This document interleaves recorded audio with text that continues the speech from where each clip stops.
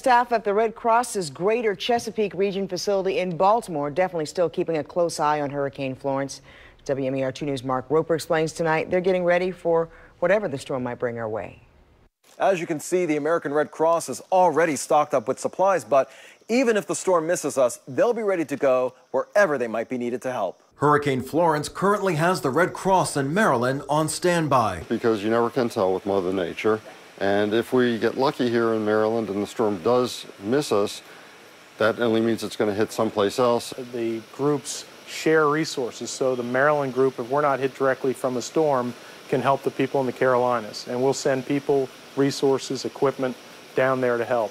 Emergency vehicles are filled with everything from bottled water to cots and blankets, but these aren't the only supplies needed during a disaster. But what happens when there's storms, people can't get to blood donating facilities, so it's important to give blood.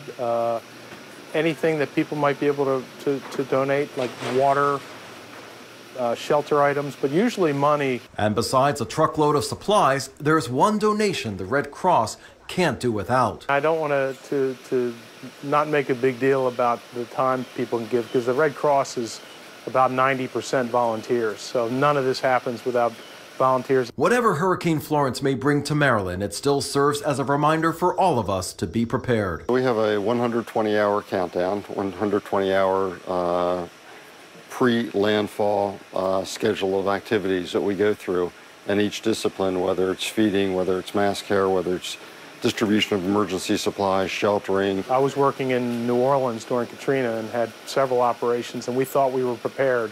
We were not nearly prepared for what happened. In Northwest Baltimore, Mark Roper, WMER2 News.